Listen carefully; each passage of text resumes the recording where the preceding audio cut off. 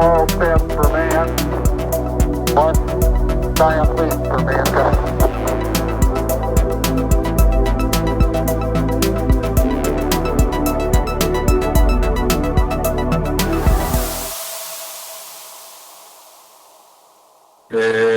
Bom, então o título é Debulhando. Quem é do Nordeste, né, que já ouviu essa palavra, debulhar está relacionado exatamente, se você imaginar uma espiga de milho ou uma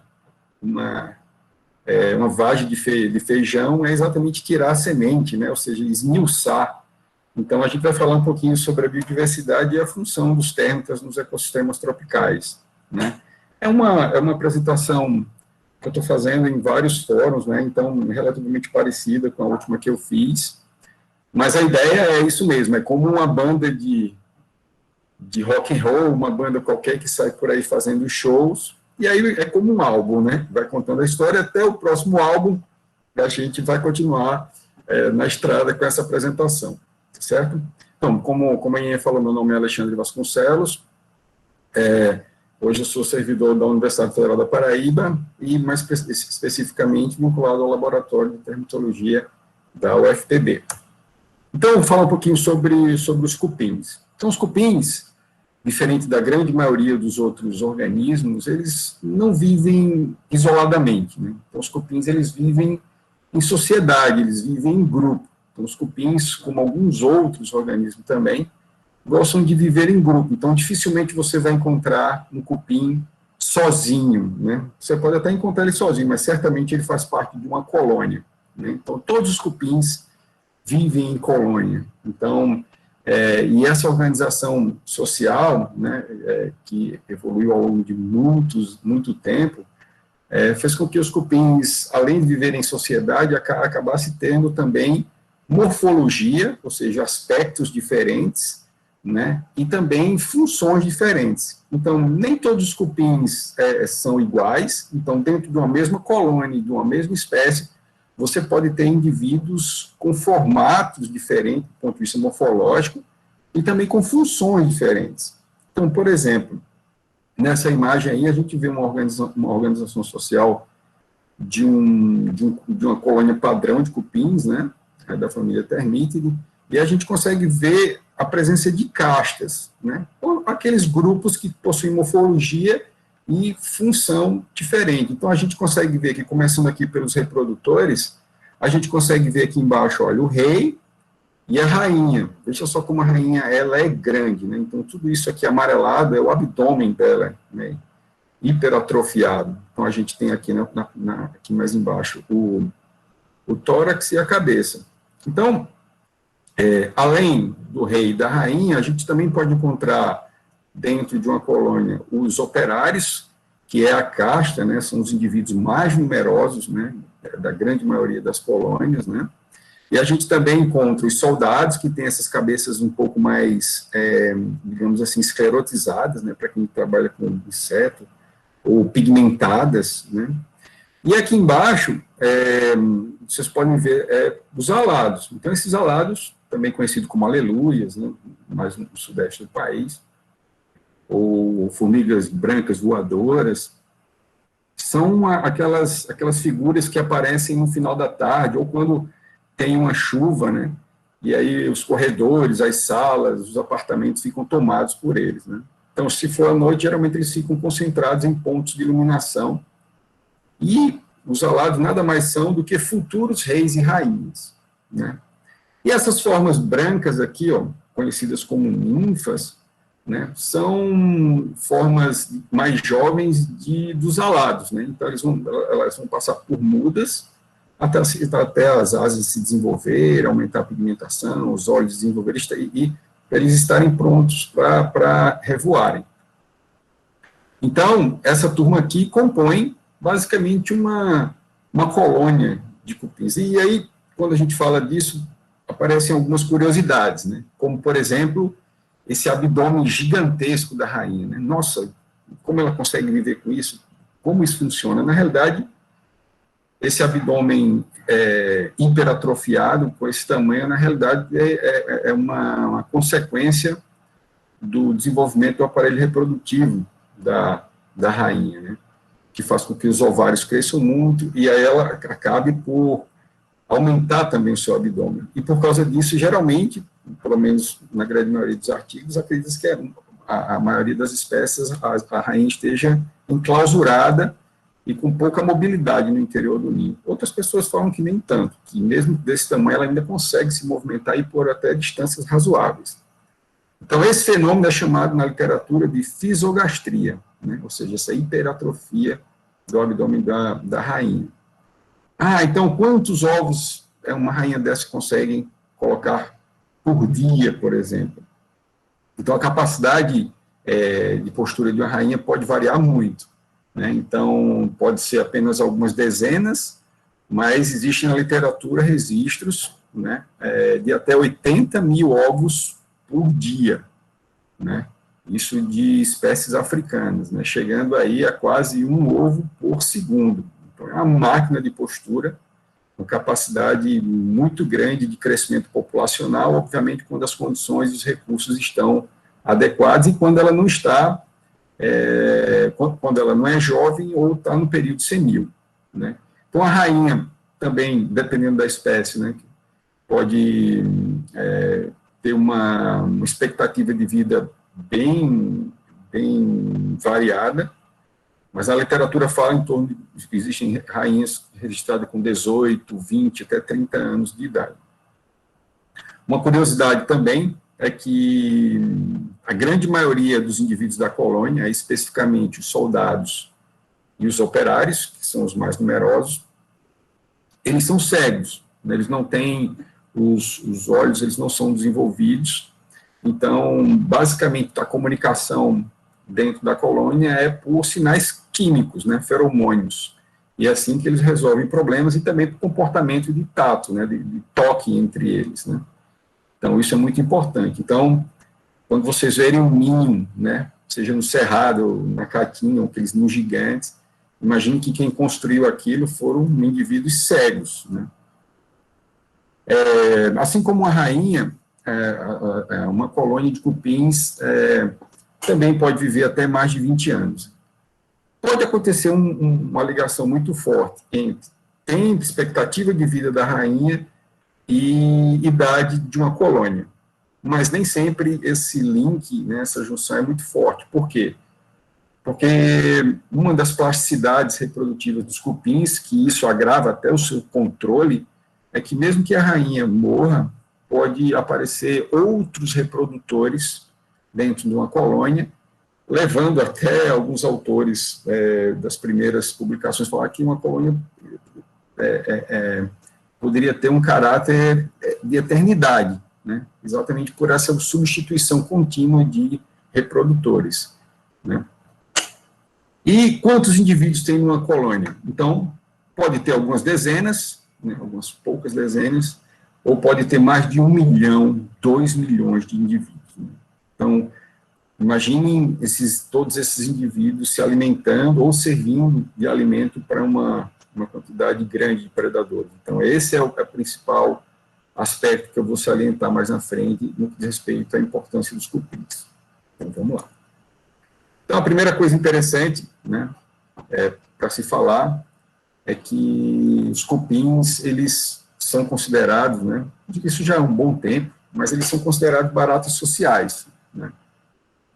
Então, eu sempre brinco com meus alunos, a gente sempre tem uma dificuldade muito grande de divulgar os cupins, né, tentar desmistificar ou desestigmatizar os cupins como insetos sem importância, e a gente sempre esbarra exatamente no aspecto cupim. Tanto é que eu nem uso muito a palavra cupim, ultimamente, pelo menos na parte de divulgação, e quando eu escrevo em português, eu uso a palavra térmica, né? Porque a palavra cupim é muito estigmatizada com coisa ruim. E é isso que eu quero provar para vocês, que não é assim, né? Então, os cupins, eles são considerados baratas, ou seja, baratas sociais, ou seja, baratas que vivem em grupo.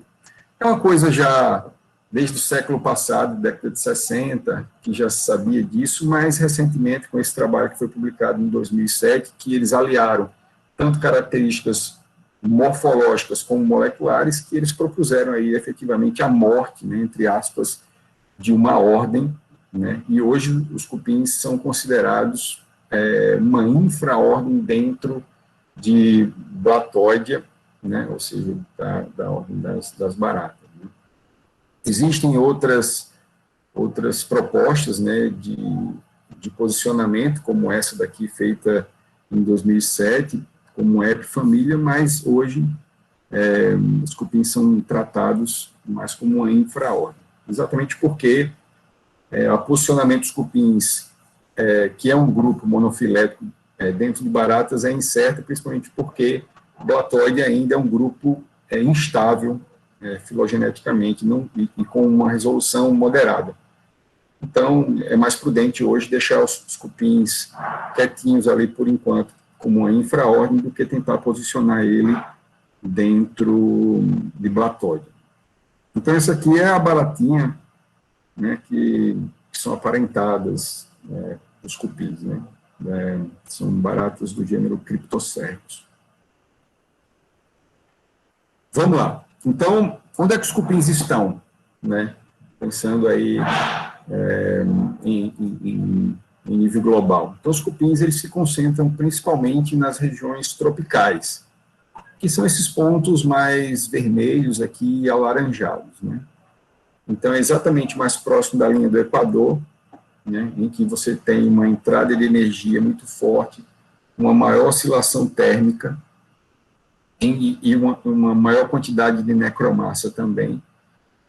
São exatamente nesses pontos em que há uma maior concentração, tanto de espécies como de indivíduos, e por consequência, maior concentração também de biomassa, né? Então, a distribuição é essencialmente tropical e subtropical, né? Como eu falei, mais próximo da linha do Equador, e os cupins, assim como eles respondem relativamente forte à latitude, eles também respondem à altitude.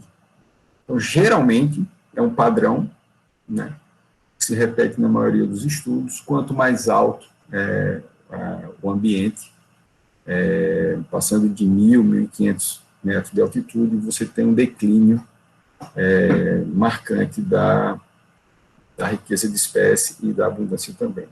No solo também, os cupins vão se concentrar aí até 20 ou 30 centímetros, geralmente ali na zona que é de influência das raízes, conhecida como rizosfera, ou na zona onde tem a maior concentração de necromassa, né, ou de serrapilheira, né. Então, essa quantidade de matéria orgânica do solo, como é um dos principais alimentos do cupins, aliás, é o principal, eles vão ficar ali concentrados nessa faixa de 20, 30 centímetros, dependendo do ambiente. Então, aqui embaixo a gente tem um trabalho que foi publicado em 2014, em que a gente coletou desde aqui de João Pessoa, junto com uma equipe do Museu de Zoologia da USP, coordenada pela professora Eliana Cancelo, até o Paraná, e tentando ali mais ou menos um grau e pouco de distância entre um ponto e outro. Então, foram 15 localidades, exatamente para tentar mostrar a influência do aumento da latitude sobre a riqueza de espécie e abundância. E exatamente isso foi mostrado. Quanto maior a latitude, menor a riqueza de espécie, e quanto maior a latitude, menor a abundância de indivíduos também. Bom, no que diz respeito à diversidade, atualmente existem aproximadamente 3.200 espécies descritas, aproximadamente 670 espécies na região neotropical, e no Brasil, uma informação relativamente recente, deve ter em torno aí de 350 espécies. No que diz respeito ao status praga, né, pensando aí em nível global, o número de espécies praga deve oscilar ali em torno de 4% a 10%. Por que essa variação? Porque a denominação de uma espécie como praga depende muito de critérios. Então, se você tem que ter critérios mais restritos, né, em que leve em consideração o valor do prejuízo causado na agricultura, no imóvel, o valor do controle, o valor do veneno dos equipamentos. Então, se você começa a pesar tudo isso, então, você pode ter mais ou menos espécies sendo tratadas como pragas. Então, só para vocês terem ideia no que diz respeito ao status praga, pegando o exemplo aí de João Pessoa, em João Pessoa a gente tem aproximadamente 50 espécies, né, de cupins, né? Só que no ambiente urbano, segundo o trabalho, a gente sabe que hoje tem muito mais do que isso, mas segundo o trabalho, né, existem 11 espécies, né, que fica ali em torno de 22% do total, né. Isso são dados feitos oriundos de um trabalho que amostrou aleatoriamente 195 imóveis, né. Então, nesses 195 imóveis, 85% deles, seja imóveis históricos ou não, mais recentes, prédios, imóveis comerciais ou residenciais, 85% deles possuem cupins, né. Só que, embora a frequência de ocorrência dos cupins nos imóveis seja alta, apenas pela frequência de ocorrência e o nível de estragos causados e valores necessários para o controle, apenas 2 espécies podem ser consideradas efetivamente pragas, que é Cryptotermes brevis, que é uma espécie exótica, e Nasutherms cornigi, que é uma espécie nativa, né? Pode ser encontrada em Caatinga, Mata Atlântica, Amazônia, né? Cerrado também. Então, essas 2 espécies, apenas essas 2, lembre, uma pessoa tem 50, causam um prejuízo de aproximadamente 94%. Então, né, por causa dessas 2 espécies, sendo que uma é exótica, os cupins acabam sendo generalizadamente tratados como pragas, como insetos inúteis, né? Então, um simples galeria construída sobre uma parede ou no solo, lógico, se a galeria é construída na parede da nossa garagem ou da nossa sala, a gente não gosta. Se o cupim sair do solo e liga, faz um túnel com a tomada, também a gente não gosta, né? Lembrando que boa parte da área urbana do Brasil, né, boa parte da população está no litoral, né, foi construída a partir do desmatamento em Mata Atlântica, por exemplo, né? Então, a gente nós que somos os principais invasores. Mas, enfim, então, simples túnel ou galeria construída não pode, obviamente, ser tratado como algo que conecte esse comportamento, essa construção, a um aspecto praga. Então, se a gente ponderar, né, por exemplo, nessa imagem aí, né, essa é uma galeria fotografada aqui no departamento onde eu trabalho, né, na parede, e ao lado está um cachorro. Olha só, se você pensar claramente observando essas 2 coisas, né, ou seja, essas 2 imagens, quem é a praga aí, efetivamente? Né? Obviamente eu estou fazendo uma brincadeira, né, só para a gente pensar na hora da gente rotular, né, uma espécie ou qualquer organismo como praga. Então a gente tem que ter critérios, né, porque se a gente vê o nível de destruição que o cachorrinho fez e o que o cupim está fazendo, não parece razoável a gente chamar que essa galeria aí, só por causa dessa galeria, o cupim deva ser tratado como praga, certo? Vamos lá. Bom, uma coisa interessante, onde os cupins podem ser encontrados, né? Então, os cupins, como eu falei, são extremamente abundantes, têm uma diversidade gigante, né? E eles podem ser encontrados em praticamente, pelo menos no Brasil, em todos os ecossistemas. Então, eles podem ser encontrados na Caatinga, aqui em cima, no Catimbau, aqui na Serra do Divisor, na Amazônia, no Cerrado, na Chapada dos Guimarães, na Mata Atlântica, na Serra da Jiboia. Então, eles estão aí. Então, esses locais, você olha assim e fala, não consigo ver cupim aí, mas acreditem, estão lotados de cupins. Só que para a gente conseguir ver, a gente precisa meio que colocar uma lupa e, obviamente, diminuir um pouco a escala. Quando a gente faz isso, aí aquelas paisagens bonitas, né, que a gente tem que ir, né, uma pena, a gente tem que ir para esses locais para encontrar os cupins, se reduz basicamente a dias e dias mexendo nesses ambientes, né? Então, cavando muito solo, abrindo ninho, seja ninhos de montículo, ninhos arborícolas, abrindo troncos, procurando serrapilheiras, são nesses ambientes, né, principalmente, que são considerados pontos quentes, onde a gente geralmente encontra cupins. Então, a gente fica aí durante dias enfiando a cabeça nesses ambientes, buscando esses caras que a gente gosta tanto de trabalhar.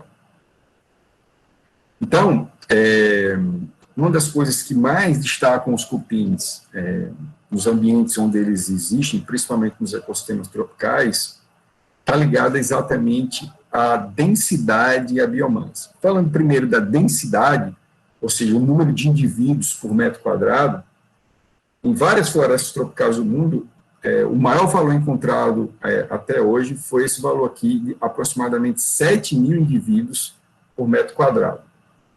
Só que esse trabalho não se destaca apenas pelo número de indivíduos por metro quadrado, ele se destaca principalmente por esse valor aqui, ó, de 123 gramas por metro quadrado de cupins, peso úmido ou peso fresco, ou seja, os cupins sem serem secos em estufa, né, ou seja, com peso aproximadamente similar ao peso vivo.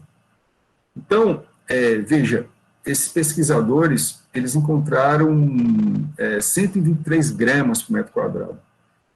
Se a gente pegar esse valor e multiplicar por 10.000, que é o valor correspondente a 1 hectare, a gente vai ter aí, que é uma área de 100 por 100 metros, a gente vai ter aí aproximadamente 1.200.000 quilos de cupins, ou desculpa, 1 tonelada e 200 quilos de cupins, certo? Ou seja, a gente vai ter um peso, uma quantidade de cupins muito grande. Aqui nos ecossistemas sul-americanos e no Brasil, os dados são inferiores a esses. Esses são, como eu falei, são um dos maiores da literatura.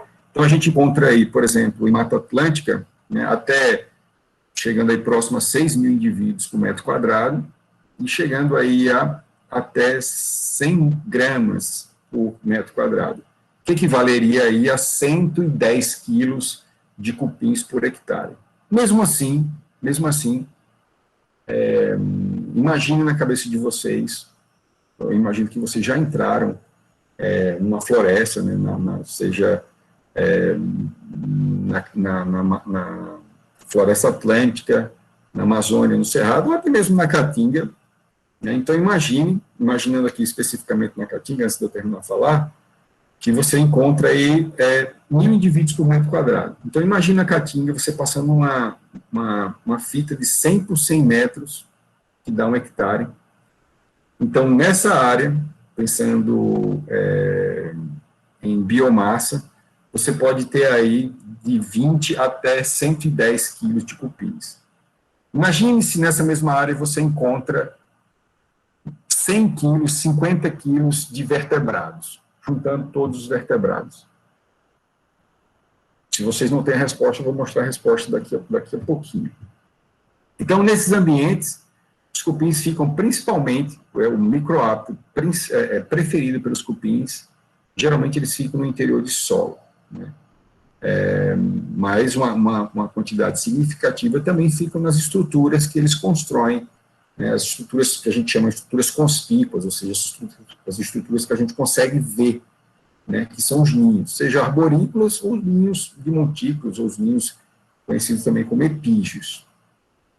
Então, voltando à parte de biomassa, que esse é digamos assim, o núcleo da minha apresentação, é salientar a importância dos cupins dentro da teia da vida, né, quando você coloca dentro de um ecossistema e tenta posicionar os cupins, né, imaginando, como eu falei, a vida, ela é toda conectada. Quando você entra numa mata, não existe nenhuma árvore sozinha ali, ela está conectada troficamente a um monte de outros organismos. Os organismos que estão conectados a essa árvore estão conectados a outros muitos organismos. Então, quando a gente entra numa floresta, pensando em 3 dimensões, imagine que você está entrando numa rede, né? Por isso que quando você vê uma floresta pegando fogo, você fica triste, porque você está queimando aquela rede. que você nem consegue ver direito, né?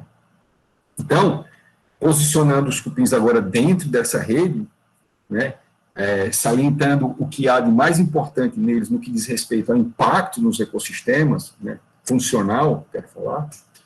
Então, os cupins, eles pesam globalmente, pensando em biomassa seca, tá certo? Agora sim, biomassa seca, e não peso fresco ou vivo. Eles pesam 50 megatoneladas. Cada megatonelada tem 1 milhão de toneladas, né? Então, os cupins têm 50 milhões, a biomassa estimada dos cupins é de 50 milhões de toneladas.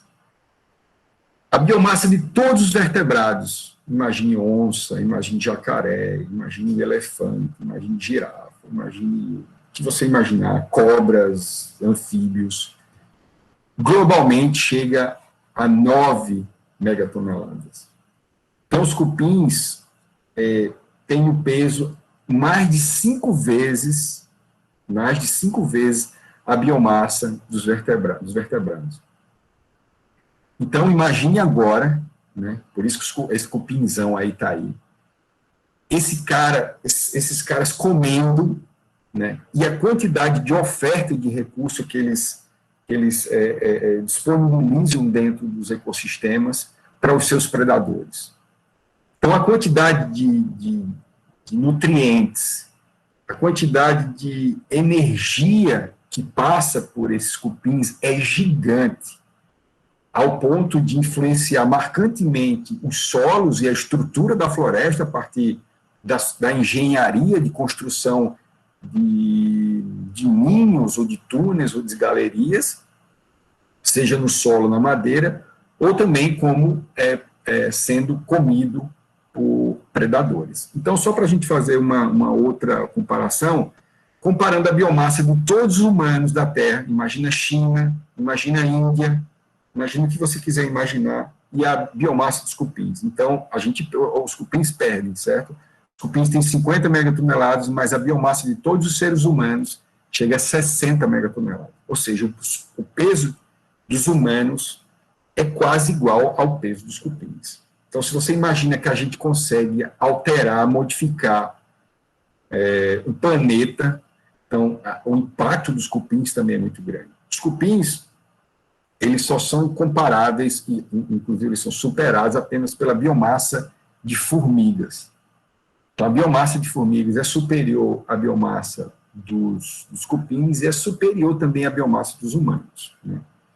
Então, cupins e formigas, que são dois grupos de insetos sociais, eles são muito impactantes nos ecossistemas. Existem alguns autores que falam que sem formiga, sem cupim e sem abelha, esse planeta Terra, teria uma outra configuração, teria um outro formato, né?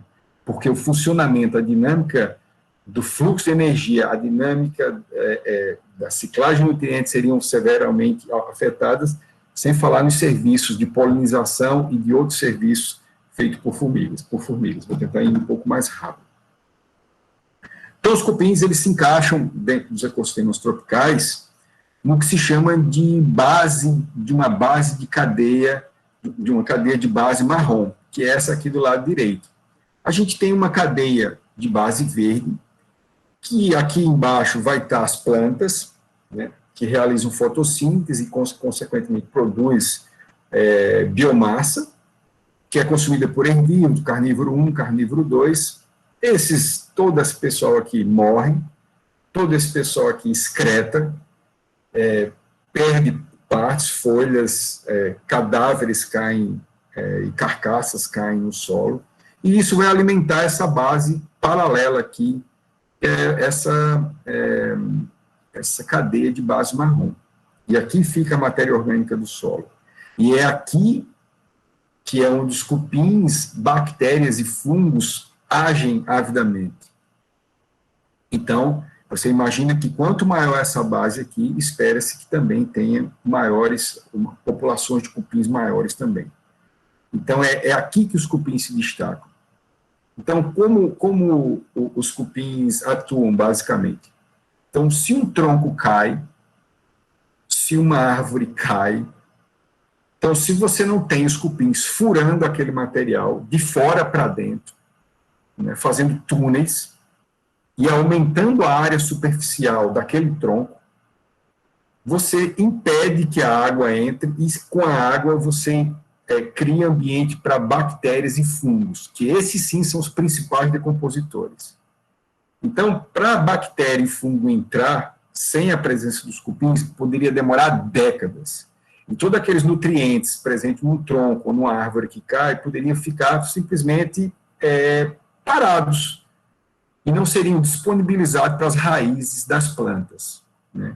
Então, toda essa dinâmica, a velocidade dela, se deve muito por essa fragmentação do substrato realizado pelos cupins. E é por causa disso que há uma quantidade de matéria orgânica e de energia subindo essa cadeia aí, e isso se deve em maneira substancial pelos cupins. Sempre lembrando essa imagem. É por isso que eles são importantes, né? Porque eles têm uma biomassa muito grande. Então, imagina toda essa biomassa agindo sobre os troncos, sobre a serrapilheira em geral, não pensando só em troncos, em folhas também, frutos, sementes que caem. Então, essa é a principal função dos cupins dentro dos ecossistemas, pensando no momento em que eles estão se alimentando de alguma coisa. Então, em alguns ecossistemas, aqui eu vou passar um pouquinho mais rápido, os cupins eles podem comer de 16, melhor dizendo, até mais de 95 da necromassa produzida.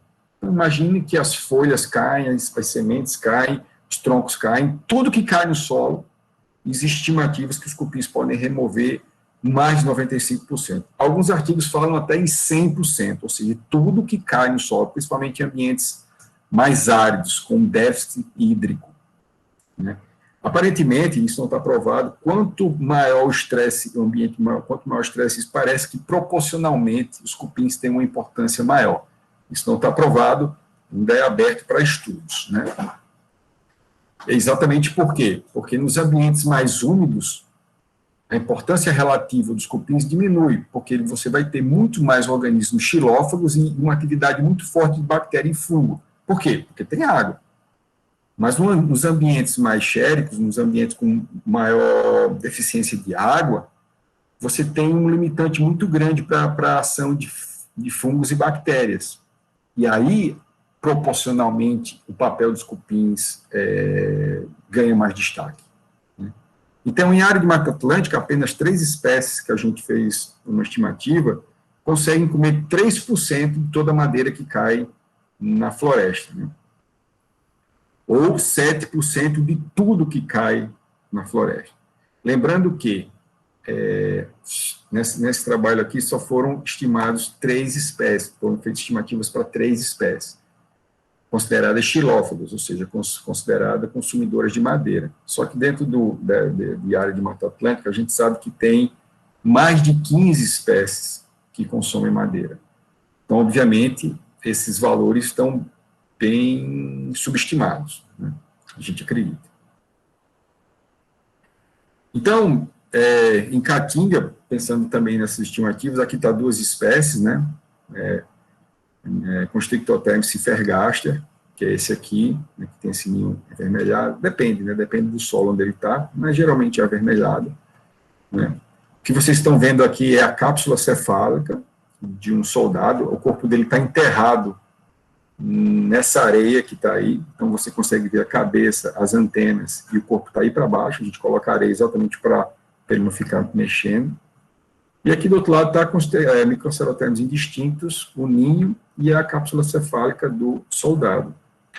Então, as estimativas feitas juntando dados do ambiente com o laboratório, estima-se que essas 2 espécies consumam cerca de 60 quilos de madeira por hectare por ano, né? Lembrando que na Caatinga a gente tem mais de 20 espécies que consomem madeira, né? Então, mais uma vez, assim como os dados da Mata Atlântica, a gente está aquém, efetivamente, da importância, mas isso representa um valor significativo, principalmente para a Caatinga, em que você, quando você compara a produção de serrapilheira e necromassa com a Mata Atlântica são valores bem inferiores. Exatamente porque é um ambiente menos produtivo. Além da madeira, todo mundo pensa que não, os cupins só comem madeira. Não, os cupins comem um monte de coisa, né? Os cupins podem comer madeira em vários estádios ou estágios de decomposição, né? Até mesmo madeira viva, né? Mas eles também podem comer outras coisas, como fungos e, no caso aí, líquens, né? Que foi o trabalho da Ana Márcia, que está nessa foto aí, que eu adoro, que foi a tese de doutorado dela, em que ela estimou exatamente o consumo de líquens por Constrictotherms e Fergaster. Perceba nesses círculos vermelhos, os soldados aí efetivamente metendo a cabeça nos líquens, né? Então, a gente conseguiu mostrar que os líquens são uma importante fonte de nitrogênio para os cupins, e entre os líquens, eles tendem a comer aqueles líquens que também concentram mais nitrogênio. Por que isso? Porque os cupins têm um problema sério com o nitrogênio. Por quê? Porque a madeira é pobre em nitrogênio. Então, se você fizer uma análise do corpo do cupim, ele tem muito mais nitrogênio do que o substrato que ele come. E como é que ele consegue resolver isso? Tendo no corpo mais nitrogênio do que o que ele come. Exatamente comendo coisas que podem dar, adicionar nitrogênio à sua alimentação. Ou, aí já é um papo um pouco mais aprofundado, mas eles podem também fixar nitrogênio da atmosfera, né? A partir dos seus simbiontes, mas aí é um outro papo. Então, essa imagem é só para mostrar que os cupins comem outras coisas, né? Os cupins não comem só madeira, podem comer um monte de outra coisa, pode comer humus, né, que é aquela matéria orgânica em estágio avançado de decomposição misturada com solo. Também pode comer necromassa animal, aí foi um trabalho que a gente publicou mostrando que eles podem estar associados a cadáveres, né, ou ossadas em estágio avançado de decomposição. Isso aqui foi aqui na Paraíba. Ou também a carcaças de animais, né, no caso aí, né, em uma área de Cerrado do sul do Piauí, mostrando a carapaça de um tatu sendo envolvida, né, pelas galerias de uma espécie de cupins chamada de Nasutiternes, do gênero Nasutiternes. Né? Então, só para mostrar que os cupins não comem só material de origem vegetal, pode comer também de origem animal. O motivo disso, geralmente, é associado também ao balanço de nitrogênio. Mas também é algo que ninguém conseguiu ainda bater o martelo mesmo, dizendo que é por causa disso. Bom, novamente a imagem, como eu falei, essa imagem é o eixo central da minha apresentação, né? Só para lembrar novamente a biomassa dos cupins. Se tem uma imagem na minha apresentação que eu quero que eu fique na cabeça de vocês, e que vocês conversem com os pais, com o namorado, com a namorada, com quem que quer que seja hoje na hora do jantar, essa imagem, assim, caramba, como tem cupim, eles são mais pesados do que todos os vertebrados do planeta, isso, 5 vezes mais. Então, por causa disso, né, por causa dessa abundância, os cupins podem ser vistos até como saídas, como uma saída nutricional, né, como uma fonte adicional de proteína. Só para vocês terem uma ideia, o corpo dos cupins, isso é uma média, a quantidade de proteína pode variar de 33% a 39% do peso seco deles. Né? E eles podem ter aí até 17 aminoácidos, sendo 7 essenciais. Só para vocês terem uma ideia, e aí vale para os marombeiros de plantão aí, quem gosta de academia, a quantidade de proteína presente nos cupins é maior do que a quantidade de proteína presente no peito do frango, na costela suína, na alcatra e na pescada branca.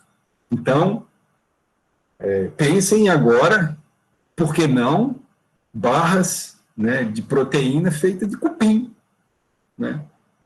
Ou seja, porque elas são muito mais ricas, os cupins são extremamente abundantes, a gente não vai precisar confinar animais em situações deploráveis, a gente vai precisar queimar a floresta para colocar gado, Então, é uma saída, é uma possibilidade, a gente só precisa desenvolver técnicas para conseguir criar condições adequadas para ter uma disponibilidade maior de cupins, né, seja soldados, operários ou alados, mas do ponto de vista nutricional, eles são riquíssimos do ponto de vista de proteína. Então, imagine, voltando, essa imagem, né, essa quantidade aqui de proteína, acima de 30%, é proteína disponível, entre aspas. Então, exatamente por causa dessa riqueza nutricional, os cupins, eles são muito importantes para os organismos, para os vertebrados que se alimentam dele. Imagine que todas essas aves aqui são aves da Caatinga, de um trabalho realizado durante 2 anos, na mesma área de Caatinga, com coletas mensais.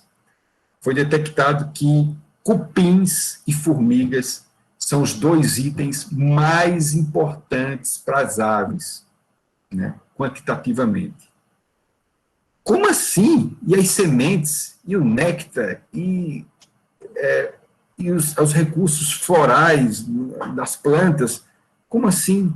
Pois é, o problema é que boa parte desses recursos, principalmente vindo da vegetação em área de Caatinga, eles oscilam no tempo.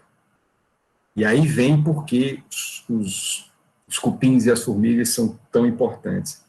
Porque eles são praticamente um recurso perene na Caatinga. Cupins e formigas têm o ano inteiro. Eles oscilam também, mas bem menos do que os outros recursos. Então, você tem aves que têm bico típico de granívorO, que se alimentam muito de cupins. Então, quem segura boa parte dessas populações no período seco, esses são exatamente os cupins e as formigas. No caso aí de aves, os cupins ainda, a quantidade nos estômagos, nos recurgitos, é superior à de formiga, mas praticamente igual. E aí depois, 15%, ou seja, juntando cupim e formiga, vai mais de 60% dos itens. E aí vem sementes com 15%, besouros, frutos carnosos e outros. Então, não é só para as aves que os cupins são importantes. Lembre, né, voltando àquelas imagens de queimada no Pantanal, da Amazônia. Né. Tudo está ligado. Está aí, essa imagem mostra que tudo está conectado dentro dos ecossistemas. Né. Então, essa conexão a gente não consegue ver, como eu falei, porque não tem setas como essas daí. Mas esses cupins que estão aí embaixo estão conectados com todas essas aves. Então, quando você queima, quando você acaba com essas populações que estão aí embaixo, que são os cupins, você acaba acertando de tabela um leque muito maior de espécies, né? Exatamente por causa dessas conexões. Então, não é só com as aves, os répteis também, os cupins parecem ser muito mais importantes para os répteis. Novamente, um trabalho feito durante 2 anos pelo Dr. Washington Vieira, né, aqui do programa de pós-graduação em zoologia, e ele mostrou novamente que cupins e formigas são os 2 grupos que mais servem de recursos para répteis, especialmente lagartos. E novamente, né, aí tá as barras, mostrando que é no período seco que proporcionalmente, relativamente, os cupins e as formigas ganham destaque. Exatamente quando as coisas estão mais difíceis relacionadas aos outros grupos. Né. Nesse caso, no caso de lagartos, proporcionalmente, em relação ao número de espécies, muito mais espécies se beneficia com a biomassa elevada de cupins e formigas. Então, além do consumo de soldados e operários que acontece ao longo do ano inteirinho, vocês devem lembrar que no início do período chuvoso, no Sudeste, já está acontecendo agora as revoadas, né? Mas aqui ainda não está acontecendo, aqui geralmente vai acontecer lá para fevereiro, que é essa saída de alados, né? Que é uma biomassa gigante. Então, em um estudo realizado no Cerrado, né? Que a Prestes fez, né, uma dissertação de mestrado orientado pelo Reginaldo Constantino e a professora Hélida. Então, chegou a uma estimativa de até 709 indivíduos alados que caem por metro quadrado durante a estação de revoada. Na Caatinga, o Israel Silva, ano passado, estimou em torno de 170 alados caindo por metro quadrado. Olha só a quantidade de alados que caem. Imagine isso aí multiplicado por 10 mil, pensando numa área de 100 por 100 hectares. O sucesso da revoada, ou seja, a probabilidade de um alado macho encontrar a fêmea e daí formar uma nova colônia é menor do que 1%. Pelo menos os poucos dados que tem na literatura mostram que é quase zero. O que eu quero dizer com isso? Que boa parte dos alados, aqui boa parte não, quase todos os alados são comidos. Então, os cupins e as formigas também, que elas também revoam nesse período, boa parte delas, eles ofertam uma quantidade de proteína e gordura num período em que os lagartos, os répteis, as aves estão em período reprodutivo, estão com ninhadas, né? Então, o suprimento para essa ninhada que está em início de desenvolvimento, tem os cupins e as formigas ofertam uma quantidade de nutrientes muito elevada. Então, só para vocês terem uma ideia, em área de Caatinga, transformando esses dados aqui do Israel por metro quadrado em valores de proteína, gordura e quilocaloria, a gente tem uma oferta de 100 por 100 metros da Caatinga, ou seja, de um hectare de aproximadamente 2,3 quilos de proteína por hectare, 2,4 quilos de gordura por hectare e uma oferta de aproximadamente 40 mil calorias por hectare. Então, o que é 40 mil calorias? 40 mil, deixa eu só mostrar, 40 mil calorias equivale a aproximadamente 70 Big Macs caindo do céu numa área de 100 por 100 metros. Né? Então, só para vocês terem uma ideia, imagine que a oferta de recurso oriunda dos cupins alados, só alados, é como se numa área de 100 por 100 metros na Caatinga caísse por ano 70 Big Macs. Então, veja a quantidade de comida disponível. E, pensando em quantidade de gordura, né, por isso a quantidade de calorias dos cupins é tão elevada, os cupins eles podem ser considerados verdadeiros bacons voadores. Né? Por quê? Porque boa parte das espécies se aproxima de uma porcentagem de 40% de gordura. Lembrando, só as espécies aladas, ou seja, aquele grupo de cupins que possuem asa e que revoam sazonalmente. Então, 40% do peso dele é gordura. Por que essa gordura? Porque ele armazena para dar início à nova colônia, caso ele seja bem sucedido. Mas isso acaba por ofertar uma quantidade de calorias gigante. Então, por isso que a gente fez essa imagem aí que a Matilde fez, muito legal, mostrando que é quase bacon, né? Porque a quantidade de gordura é gigante. Né? E quem é que não gosta de bacon? Então, você vê, quem tiver a oportunidade de perceber nas revoadas, fiquem observando, parem e observem o frenesi, a inquietação, a excitação das aves, das formigas, das aranhas, de todo mundo que está, dos predadores que estão presentes ali durante a revoada. É fantástico. Por quê?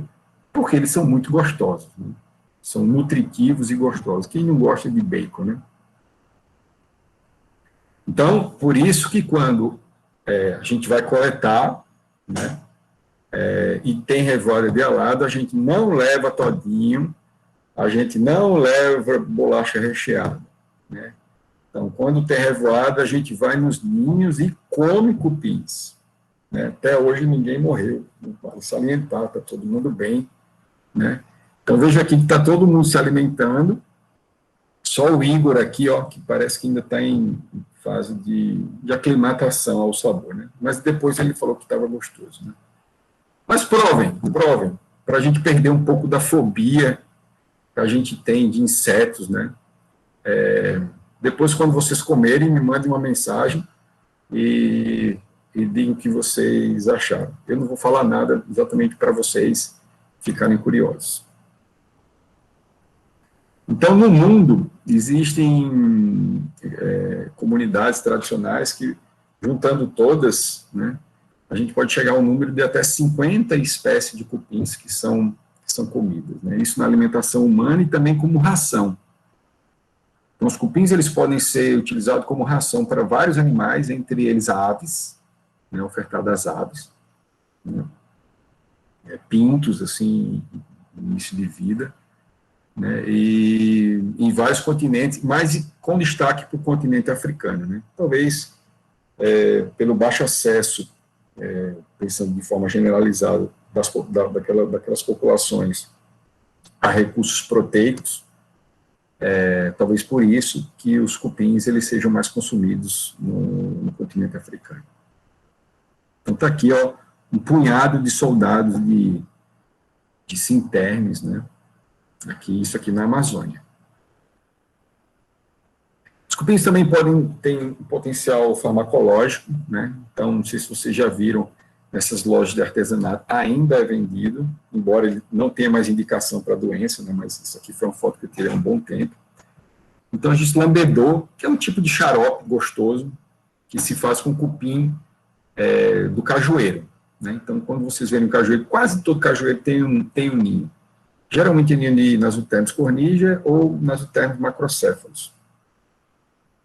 Então, as pessoas pegam aquele ninho, depois, se vocês quiserem, podem ir no YouTube, coloca lá xarope de ninho de cupim, tem ou entre lá no Instagram da gente, que tem lá um vídeo mostrando uma tia, uma senhora fazendo esse lambedor, né?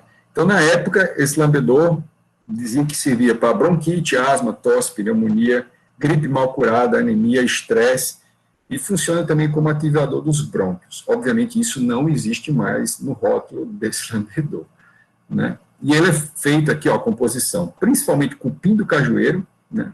Azedo, ou seja, o cupim, ele é retirado do cajueiro e, de certa forma, ele apodrece, né?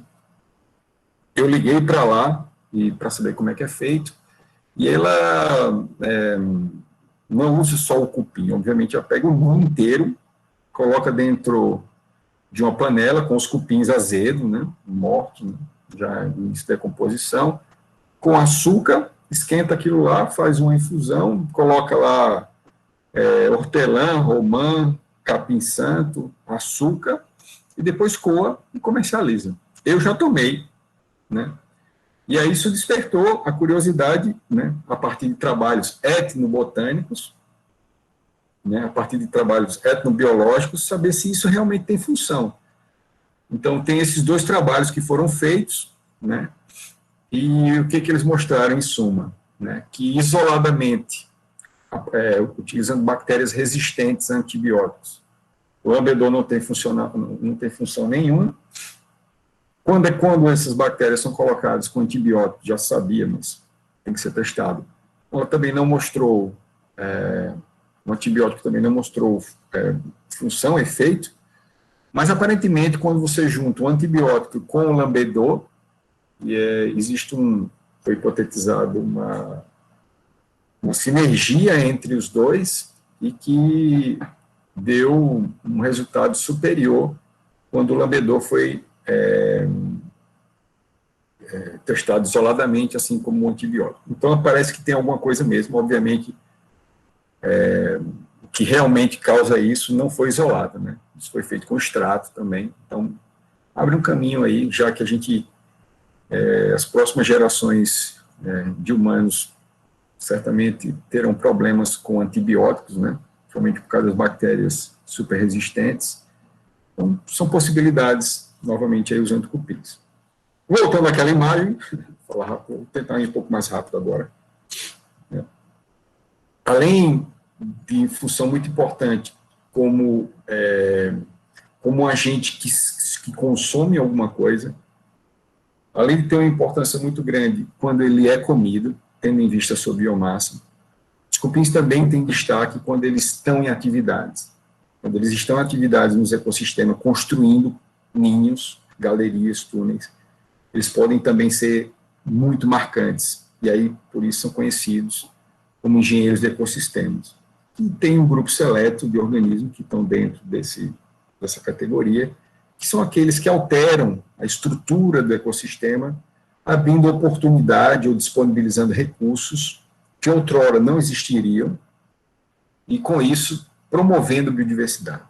Então aqui a gente tem uma imagem de uma estrutura construída por Sinterme Dirus, né, ali no Morro do Chapéu, na Bahia, né, e são ninhos gigantes. Esse aqui é um grande, mas tem maior do que esse, né, lá. Então, você consegue ver esses ninhos até a partir de imagens do Google Earth. Então, aqui essas verruguinhas, vistas lá do espaço, são ninhos. Então, há uma densidade gigantesca, né? Isso pode tomar centenas de quilômetros quadrados, né? E tudo isso pela atividade desse cupim aqui, que não sei se vocês já viram, essa uva, aquelas formigas vermelhas, né? Que elas ficam fazendo o ninho para baixo e jogando a areia para cima. Aí é a mesma coisa, né? Então, com isso, imagine essa atividade durante 10 anos, 100 anos, milhares de anos, eles já estão trabalhando nisso. Imagina a influência desses cupins nesse solo, seja no cerrado ou nessa parte da caatinga. Essa influência, ela não é, desses cupins, ela não é homogênea na caatinga. Então, tem áreas que você tem esse cupim, tem áreas que não. Então, você tem algumas partes da caatinga, como boa parte da caatinga, da Paraíba, Rio Grande do Norte, Pernambuco, Ceará, que você não tem ninhos de montículo ou epígeo, né? Você só tem ninho arborícola. Mas nesse setor ali da Chapada Diamantina é bem comum. Então, só para vocês terem uma ideia, lembrando que os cupins são cegos, hein? Se você pegar a altura de uma pessoa, ali 1,75 m, e o tamanho do cupim, né, menor do que, ali você tem aqui 0,1, menor do que 1 centímetro, e fizer uma relação com o tamanho da construção que um ser humano faz e o tamanho da construção feita por um cupim, se a gente mantivesse isso e trouxesse esse ninho de cupim para Nova York, para a ilha de Manhattan, você teria aí esse cupim, esse cupinzeiro aqui gigante, né? E quando você comparasse com todas as construções feitas pelos seres humanos, você ia perceber que os cupins são engenheiros e arquitetos excelentes, né? Conseguem construir estruturas muito grandes. Então, só para vocês terem uma ideia, um ninho desse, né, mantendo a proporção de tamanho do construtor, poderia ter até 700 andares ou 2,4 quilômetros de altura. É como se você pegasse as antigas torres do World Trade Center e colocasse 6 torres, uma em cima da outra. Ou seja, é gigante, é gigante. Então, a influência dele, o impacto deles como construtores é uma coisa absurda, uma coisa marcante. Lembre, novamente, da biomassa, tá certo? Quando a gente pensa todos aqueles cupins em atividade, construindo coisas no perfil do solo ou acima dele, aí a gente consegue magnificar ou ponderar, né, a função desses cupins. Esses ninhos também podem servir de abrigo, sítio de nidificação, sítio de predação para um grupo enorme de organismos, né? Então, por exemplo, os periquitos da caatinga só conseguem se reproduzir dentro do ninho de cupins, pelo menos falando com ornitólogos, todos são unânimes em falar que nunca encontrou ninho, por exemplo, do periquito da caatinga fora de ninhos de cupins, né? Mais uma vez, salientando as conexões ocultas, né? Conexão entre as espécies não vivem isoladas, né? Assim como aves, existem várias abelhas que também só são encontradas dentro da estrutura dos ninhos. Então, esses ninhos, quando caem, uma quantidade gigante de outros organismos acabam entrando, inclusive répteis, cobras, lagartos, anfíbios, né, se abrigam dentro dessas estruturas, né. Então, eu estou chegando aqui no final. Então, hoje, o cenário que a gente, se vocês estiverem lendo o noticiário, estiverem assistindo a televisão, lendo algum blog, algum site, esse é o cenário que tomou conta da mídia, né? Já não bastasse a pandemia, é isso que a gente, do ponto de vista psicológico, é terrível isso, né?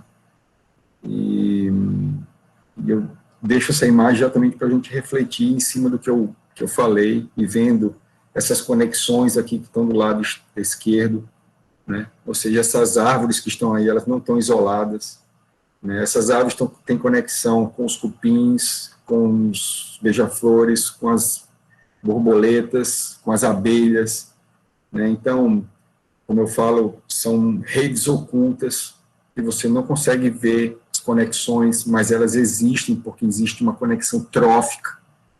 A energia segue por esses organismos, a matéria também segue por esses organismos.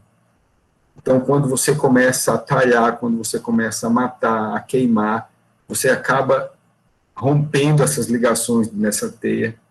Imagine que você deitado numa rede, imagina que a rede seja a biodiversidade do Cerrado, seja a biodiversidade do Pantanal, da Amazônia, que você, deitado nessa rede, tivesse como um passatempo puxar os fios dessa rede. Você começa a puxar fios, imaginando que isso é uma malha entrelaçada. Um belo dia você vai puxar o fio que vai te derrubar da rede, porque você alterou a rede de tal forma que ela não é mais uma rede, ela é outra coisa e não serve mais para você ficar deitado nela. Nesse momento a gente rompeu, a gente conseguiu ir além da capacidade de resistência e de resiliência desse sistema, e aí a tendência a esse sistema que antes era uma rede, fazendo analogia, se transforma em alguma outra coisa. E as projeções, pelo menos para a América do Sul, Sudeste, Centro-Oeste, de um cenário de semiárido, né, de escassez de água, e tendo como consequência a escassez de recursos também. É algo triste, né? Mas eu queria salientar isso, que daqui para frente, quando vocês observarem um oceano, observarem uma mata, um rio, imagine que tudo ali está conectado e tudo tem sua função. E a ideia hoje da minha apresentação é exatamente colocar mais uma conexão e salientar a conexão, esse ponto dentro dessa malha, dessa rede, que representa os cupins, né? Então, agradeço a todas essas instituições parceiras, né? Que são importantes para a gente construir o conhecimento e importante também divulgar esse conhecimento. Para quem tiver interesse em um pouquinho de tempo, depois visitem com calma alguns perfis no Instagram que trazem matérias, curiosidades sobre cupins, o Wikitermes, o Labitermes, o Comictermes e o Laboratório de Ecologia de Térmitas da UEPB. Depois deem uma olhada, né?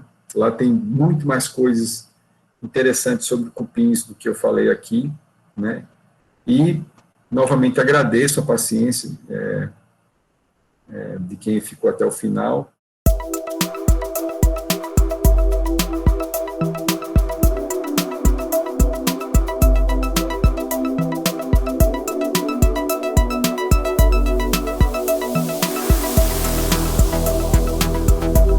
One small step for man, one giant leap for mankind.